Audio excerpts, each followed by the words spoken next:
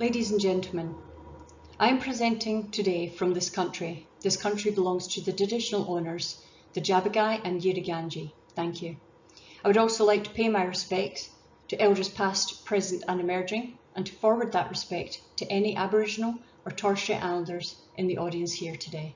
Thank you.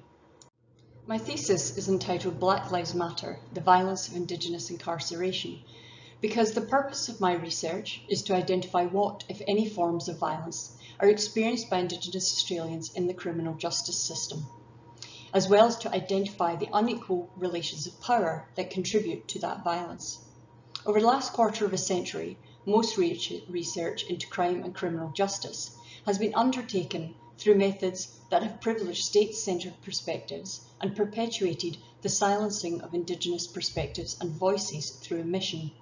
To this end, a vital aim of this research was to include the previously silenced voices of Indigenous Australian people by gaining their perceptions and understandings of their lived experiences in the criminal justice system, and to ensure that Indigenous Australian voices are no longer silenced through omission.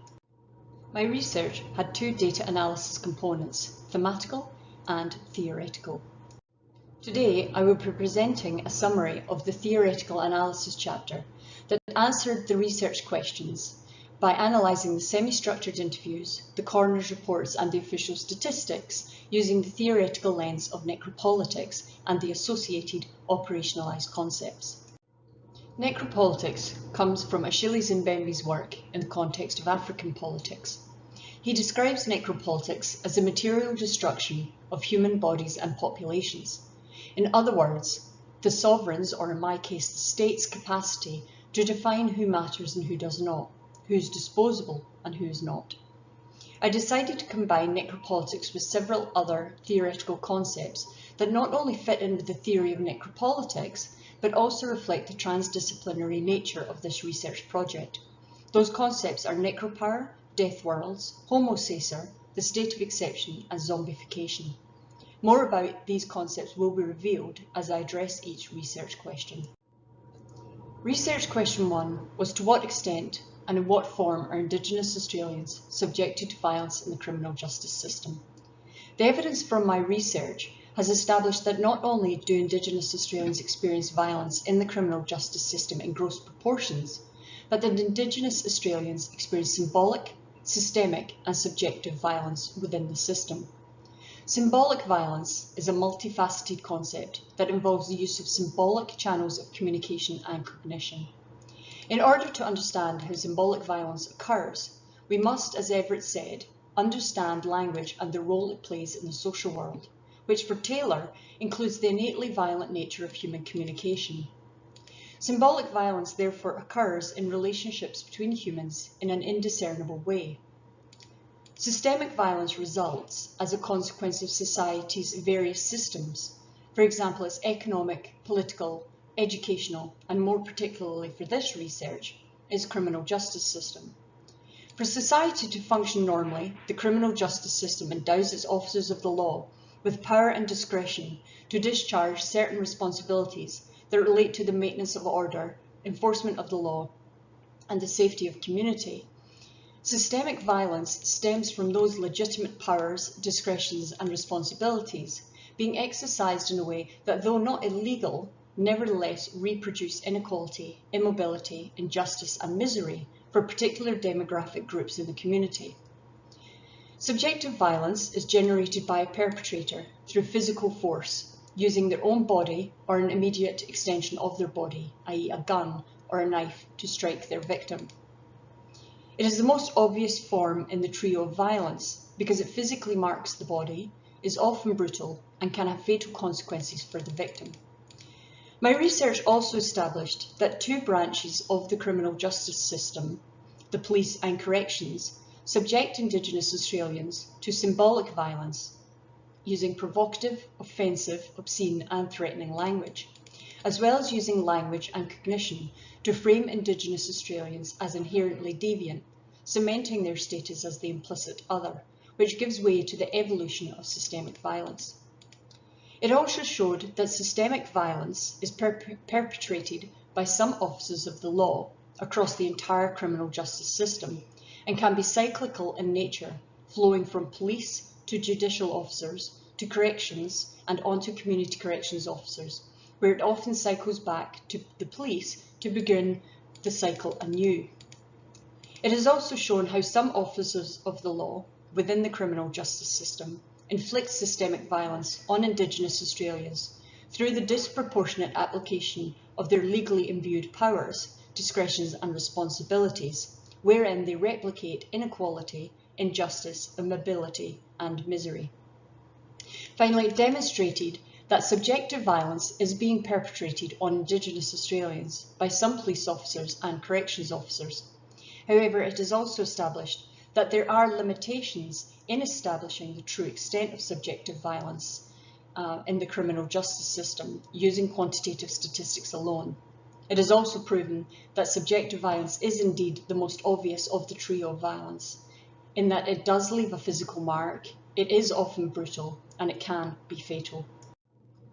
The second research question was, what is the nature of the relations of power that exist between Indigenous Australians and the criminal justice system? The research has demonstrated that Indigenous Australians are, in general, being systemically necropolitically targeted and more particularly zombified by the criminal justice system, which is effectively transmogrifying them into homo sacer. In necropolitics, the state's power over death is placed at the political frontier. Necropolitical targeting is where specific populations are deemed to be superfluous to the political, economic and social fabric of a society because they do not matter and are therefore deemed to be disposable. In Australia, necropolitical targeting is being systemically inflicted upon Indigenous Australians through the criminal justice system. Although speaking of the US, Hitchin posits that to be part of a minority group, specifically a black minority group, is often viewed as a death sentence. Given that between 2008 and 2020, Indigenous Australians were 7.5 times more likely to die in custody than non-Indigenous Australians, Hitchens could easily have been speaking about Australia. Hidden within these statistics is power, which is defined by Felix Oppenheim as the capacity to punish or to restrain. A necropolitical power dynamic structures power around the right to kill and around death. Thus, life and death become political mechanisms where power circulates. This is what Mbembe refers to as necropower. Necropower is a formation of power that allows the state to subjugate the lives of targeted populations, in this case Indigenous Australians, to the power of death, not just physical death, but also social, political and cultural. My research demonstrates that necropolitical targeting by some officers of the law also incorporated necropower to subjugate the lives of Indigenous Australians to the power of social death through the fear of incarceration. It is not surprising then that some of the research cohort voiced the opinion that as Indigenous Australians, they were being targeted by the system. Through the application of necropower, Indigenous Australians are conferred the status of the living dead, biologically alive, but socially, politically and culturally dead. Any group with the conferred status of the living dead exists through the political cultural process of zombification, whereby they are viewed as having a human appearance, but not being human, just like zombies. Using the operationalised variable of dehumanisation, my thesis argues that Indigenous Australians are being zombified by the criminal justice system, because the system perceives Indigenous Australians as less than human, denies them of possessing human qualities, personality or dignity, and strips them of individuality and autonomy. Traditionally, as something that lives after death, zombies are portrayed as monsters that are devoid of all humanity, so there is nothing about them with which one can relate to, sympathise or empathise with. My research has confirmed that some of the people within the criminal justice system have no empathy or sympathy for Indigenous Australians, regarding them as less than human. Through the operationalised variable of exclusion, my research established that prisons are death worlds that are subjugating Indigenous Australians to political and social death by being separated from families, communities and society. Furthermore, through the operationalised variable of decimation, it is established that prisons are contributing to the physical, psychological and cultural destruction of the Indigenous Australian population. The combination of necropolitical targeting, zombification and death worlds sees Indigenous Australians transmogrified into Homo sacer. Homo sacer is a citizen who is bound by the state's laws but has no rights, who exemplifies the state's power but who is powerless, who can be killed but not murdered. Using the operationalised variables of non-citizen and powerless, I argue that the 8 Indigenous Australians whose deaths in custody I analysed are all Homo sacer. All 8 were in custody or incarcerated under the state's laws, but all were denied certain inalienable rights to which all humans should be entitled. All 8 highlighted the power of the state, specifically the necropower, and none of the 8 had the autonomy, influence or capacity to stop the unfair treatment that they received. All 8 were killed, directly or indirectly, by the system, but it was not classed as murder, not even manslaughter. Furthermore, I argue that through their interactions with the criminal justice system, all of my participants had begun the transformation into Homo sacer. The third and final research question was, to what extent does the specific nature of the relations of power contribute to the violence experienced by Indigenous Australians in the criminal justice system? In other words, I sought to uncover the extent to which the processes of being systemically necropolitically targeted, zombified and transmogrified into Homo sacer has contributed to the violence that Indigenous Australians have experienced. My research revealed that this unequal relation of power leads to some officers of the law being more prone to intentionally, negligently and/or recklessly inflicting symbolic, systemic and subjective violence on Indigenous Australians. Furthermore, the research revealed that there is a state of exception within the criminal justice system that is a necropolitical strategy that appears to operate inside of the law, but in reality functions outside of the law by temporarily suspending the law. In my research, the state of exception is where laws are temporarily suspended, thereby allowing the guilty party to walk free, and refers to the lack of accountability for criminal justice officers that break the law in respect to their violent treatment of Indigenous Australians.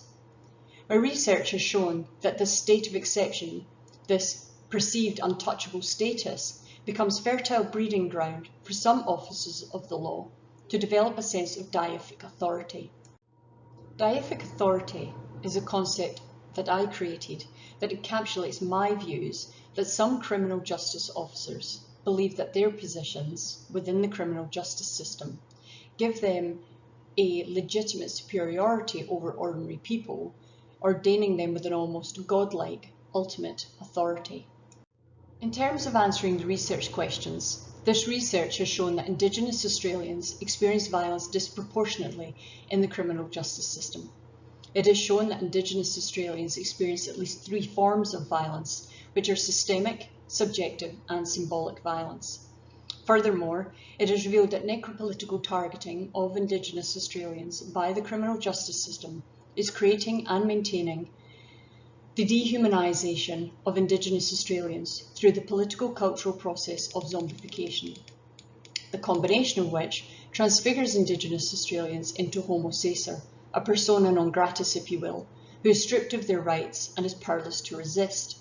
Moreover, it has unveiled how this unequal power dynamic is fueled by the state of exception, whereby there is a lack of accountability for officers of the law who break the law in their treatment of Indigenous Australians. It has also established that this unequal power dynamic, combined with the state of exception, is a driving force behind the sense of deific authority, the godlike ultimate authority, that some officers of the law believe they have over ordinary people, but more specifically, Indigenous Australians. Finally, it has demonstrated that the sense of deific authority can result in some officers of the law becoming more prone to inflicting violence on Indigenous Australians, whether it be intentionally, negligently and/or recklessly. This research has national significance because it emphasises some of the current failures to address pervasive issues in Indigenous over-incarceration, such as over-representation, as well as enhancing an understanding of how violence within the criminal justice system is experienced by Indigenous Australians.